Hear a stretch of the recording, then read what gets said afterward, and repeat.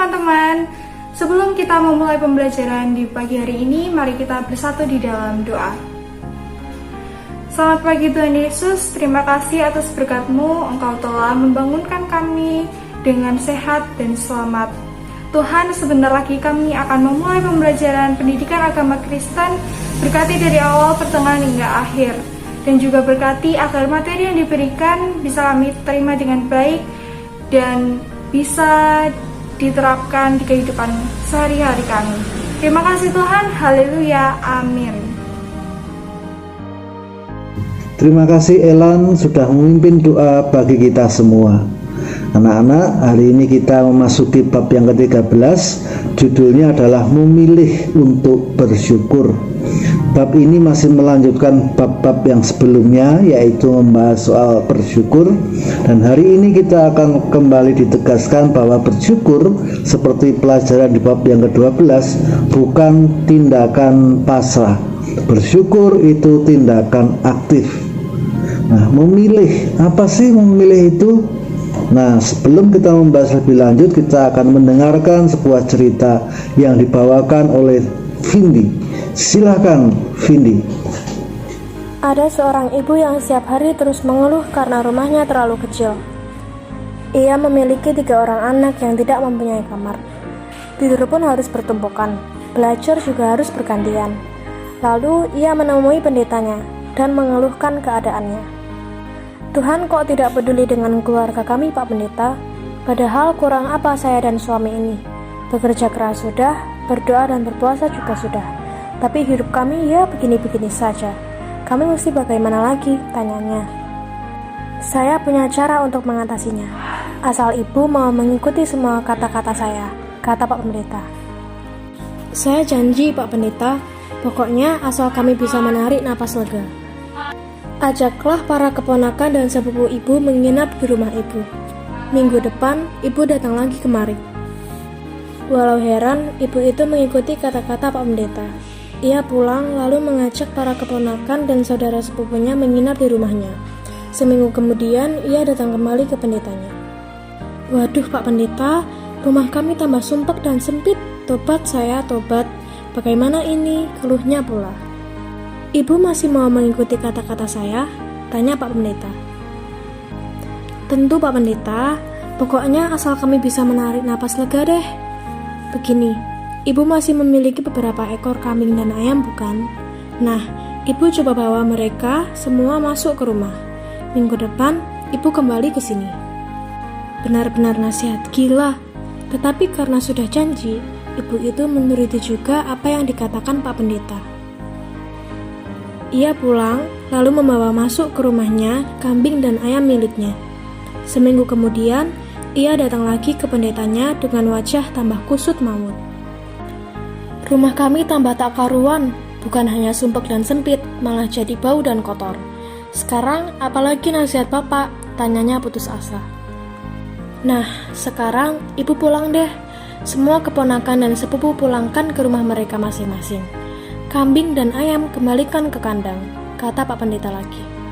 Ibu itu menurut, memulangkan keponakan dan sepupunya, mengembalikan ternak ke kandangnya. Besoknya, ia datang dengan wajah cerah. Puji Tuhan, Pak Pendeta, rumah kami tidak sumpek lagi sekarang. Kami bisa menarik napas lega, katanya dengan amat gembira. Terima kasih Vindi. Nah, anak-anak, melalui cerita yang dibawakan oleh Vindi itu tadi, kita mengetahui ya, ternyata bersyukur itu juga sebuah pilihan. Jadi ada pilihan untuk bersyukur, juga ada pilihan untuk mengeluh, pilihan untuk kecewa, pilihan untuk marah-marah, dan berbagai pilihan yang bisa dilakukan, berbagai pilihan yang bisa diambil. Tetapi hari ini kita mau diajar untuk mengambil pilihan yang tepat, yaitu bersyukur. Nah, anak-anak, kita semua sudah pernah punya pengalaman memilih ya. Kalian makan di warung, bingung nggak kalau warungnya ternyata makanannya enak-enak ya, ada ayam, ada ikan, ada telur, wah semua enak, kita jadi bingung milih yang mana. Tapi kalau ternyata dari warung itu makanan yang enak itu hanya satu, milihnya gampang ya. Nah, bersyukur itu pilihan yang tidak mudah anak-anak ya. Loh, bersyukur kok tidak mudah? Nah, bersyukur itu ada yang mudah, yaitu bersyukur kalau kita mendapat yang kita inginkan. Misalnya kita mendapat nilai bagus, kita bersyukur. Kita mendapat baju baru, kita bersyukur. Tapi hari ini kita mau diajak untuk tidak hanya bersyukur saat senang, tidak hanya bersyukur saat kita mendapat yang kita inginkan.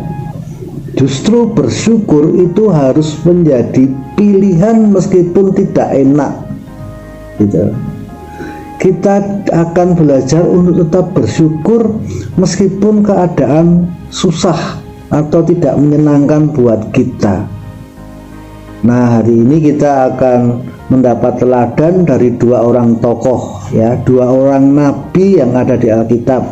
Nabi yang pertama adalah Nabi Yeremia. Yeremia kalian tentu mungkin banyak yang sudah pernah mendengar ya. Nah, Yeremia ini apa sih hebatnya? Nah, salah satu yang spesial ya dari Yeremia ini karena dia adalah seorang nabi yang ditugaskan Tuhan untuk memberitakan firman Tuhan ya. Jadi memang nabi kan begitu ya. Jadi nabi itu pekerjaannya atau kegiatannya, tugasnya yaitu memberitakan firman Tuhan. Jadi Tuhan ingin apa, nah itu disampaikan oleh nabi. Dan Yeremia itu dipercaya oleh Tuhan untuk bertugas sebagai nabi dalam pemerintahan beberapa raja ya anak-anak ya. Jadi sampai ganti-ganti raja, ganti-ganti pemimpin, Yeremia tetap menjadi orang yang dipercaya oleh Tuhan. Tetapi kalian tahu tidak bahwa sebagai seorang nabi ternyata yang diucapkan oleh Yeremia yang berulang kali disampaikan oleh Yeremia tidak didengar oleh bangsa Israel, tidak didengar oleh anak-anak Tuhan dari bangsa Yehuda. Tuhan ingin supaya bangsa Israel, bangsa Yehuda bertobat, supaya bangsa Israel dan bangsa Yehuda tidak menjadi anak-anak Tuhan yang bandel ya. Tapi ternyata apa yang disampaikan oleh Yeremia ini tidak dilakukan. Nah, kalian pernah ngalamin enggak minta tolong atau ngomong sesuatu kepada seseorang gitu ya, ngomong pada teman kalian ternyata tidak didengerin, kalian kirim WA tidak dibaca, atau mungkin dibaca tapi tidak dibalas, rasanya gimana? Sakit hati ya kan. Nah, ini Pak Yusi juga ngalamin nih ya, ternyata kelas online diberi tugas, yang mengerjakan tugas kok enggak banyak, tidak semua gitu. Wah, sepi juga Pak Yusi ini ya. Wah, udah bikin video, udah bikin tugas pakai Google Form kok kalian kok enggak mengerjakan gitu. Nah, Yeremia itu juga merasakan yang seperti itu anak-anak ya. Jadi dia merasa sakit hati ya. Bahkan yang paling menyakitkan hati adalah ada seorang imam ya yang bekerja di rumah Tuhan. Jadi ini imam itu berarti kan sama-sama orang yang diutus oleh Tuhan nih. Ini teman kerjanya Yeremia, yaitu imam yang bekerja di rumah Tuhan, justru menganiaya anak-anak ya. Jadi menganiaya Yeremia karena Yeremia mengajak bangsa Yehuda untuk bertobat. Itu ada di kitab Yeremia 20 ya. Jadi Yeremia dikhianati oleh temannya sendiri. Nah anak-anak, tetapi apakah kemudian dengan segala hal yang menyakitkan hatinya itu, lalu Yeremia terus menjadi orang yang mengeluh, yang meratap-ratap saja? Tidak ya. Di dalam Alkitab kita, di sebuah kitab yang dinamakan Ratapan 3 ayat 21 sampai 23 ya, isinya mengatakan demikian. Tak berkesudahan kasih setia Tuhan, tak habis-habisnya rahmat-Nya, selalu baru tiap pagi, besar kesetiaan-Mu.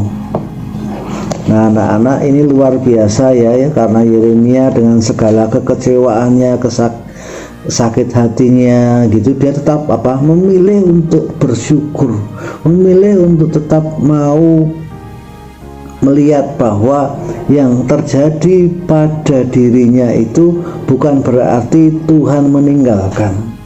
Yeremia katakan, selalu baru kesetiaan-Mu ya Tuhan. Nah itu yang pertama, Yeremia ya. Yang kedua, kita belajar hal yang sama dari seorang nabi yang lain, namanya Nabi Habakuk ya.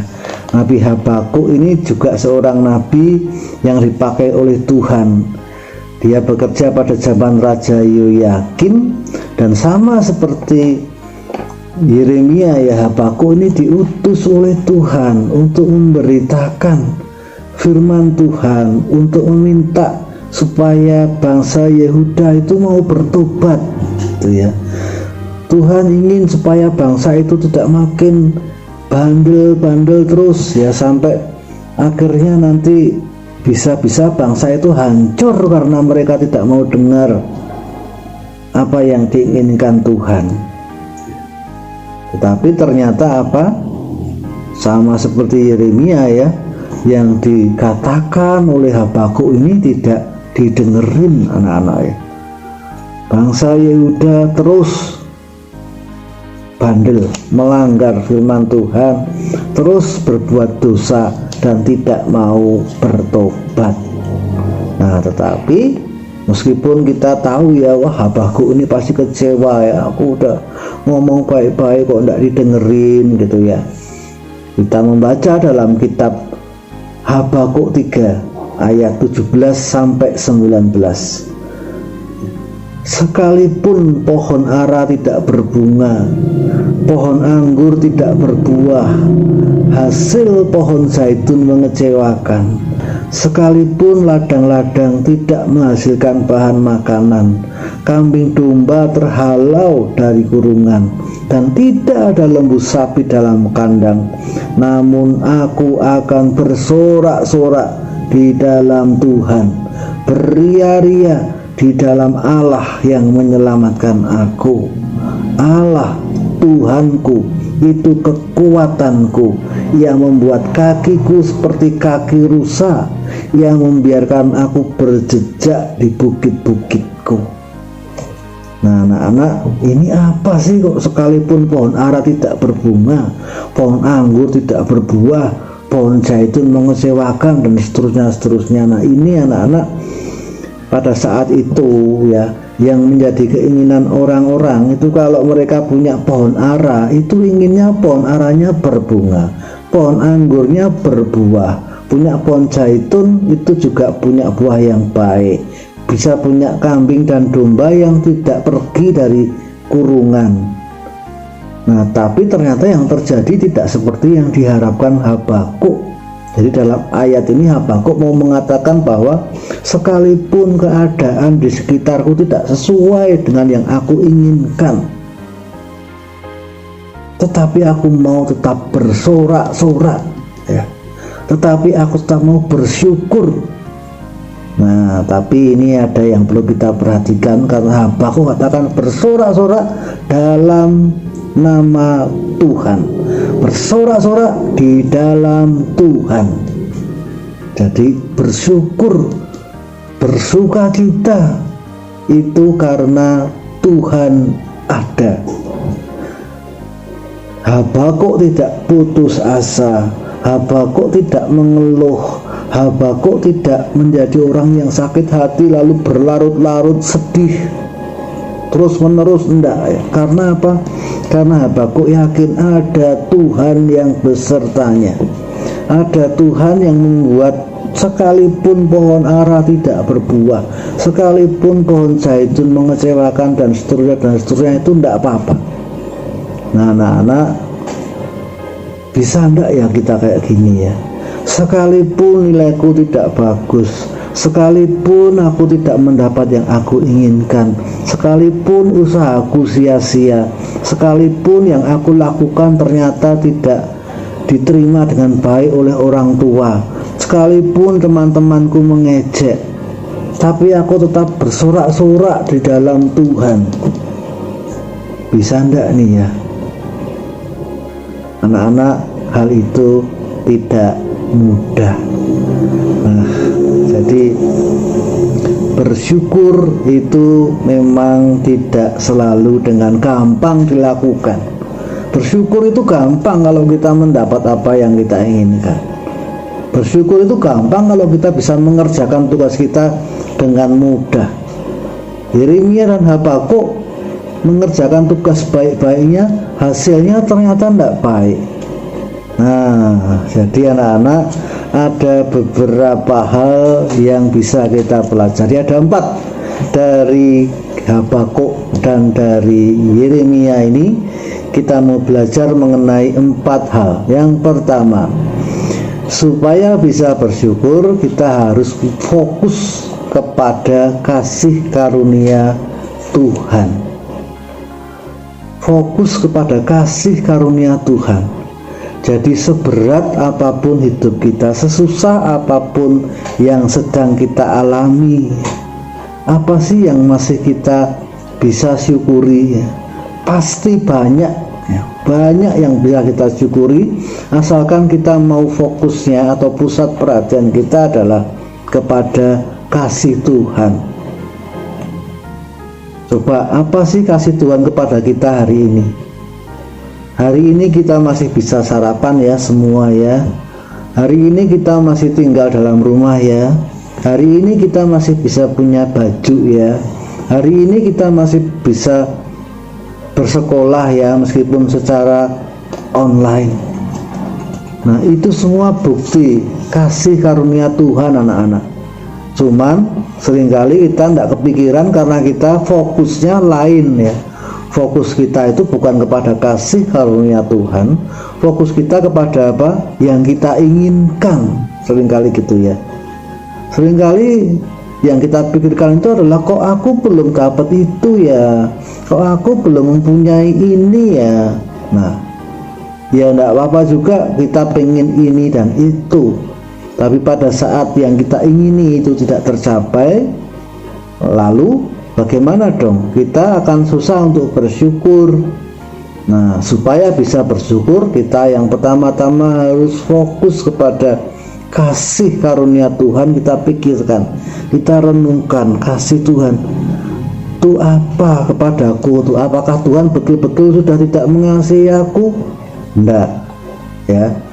Bersorak-sorak dalam Tuhan seperti yang dilakukan oleh Habakuk itu bisa kita lakukan ya, kalau kita mau fokus kepada kasih karunia Tuhan.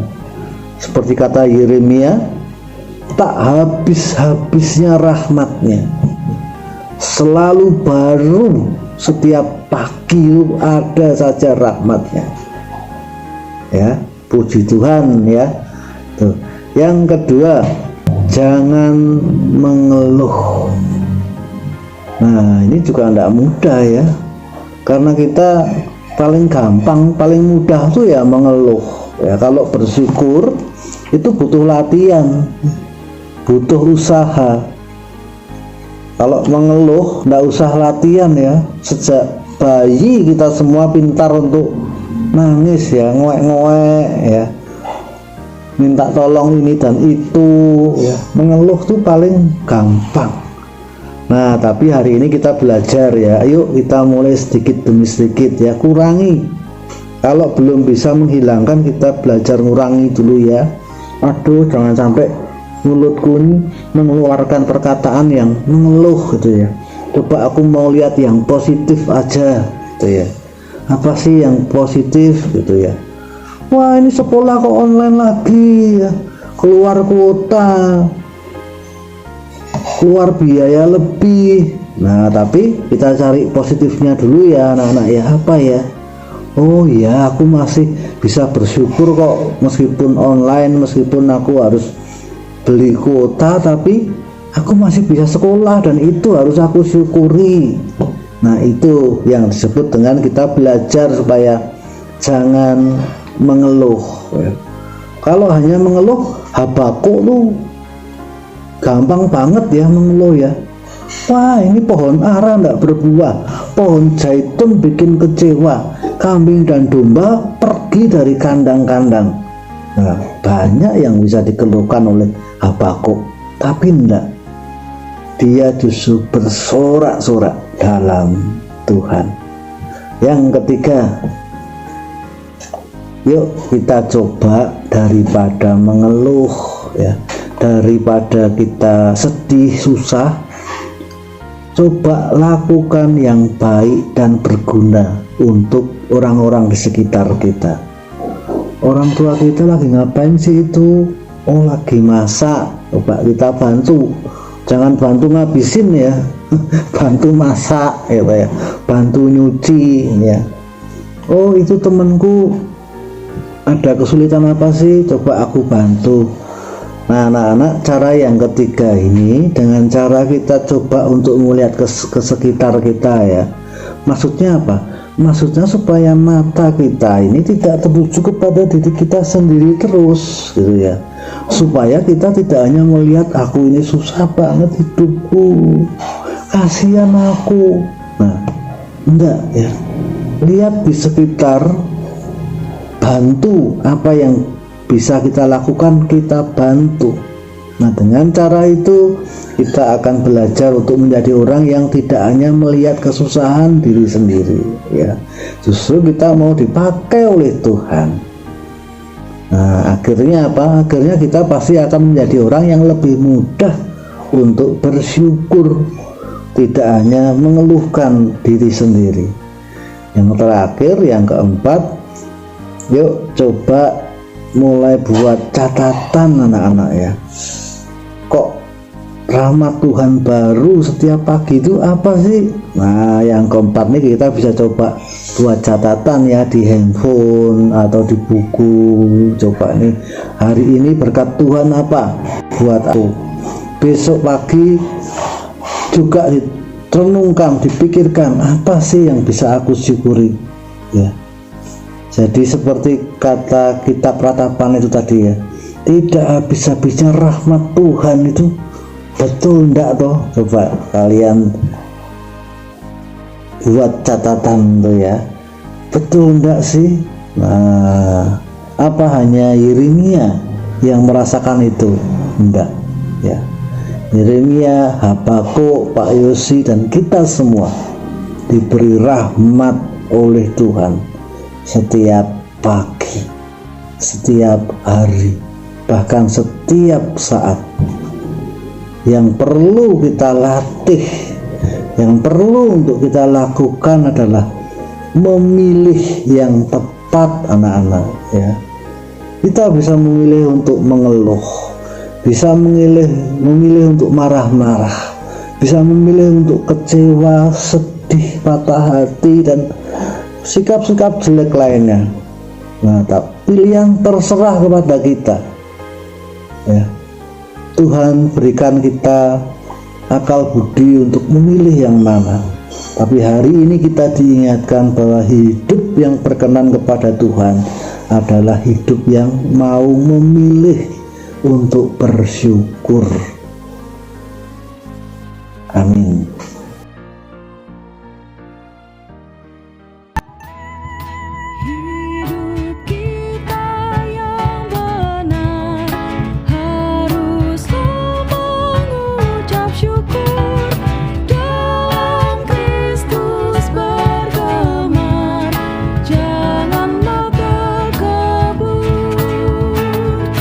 Dalam susah pun senang.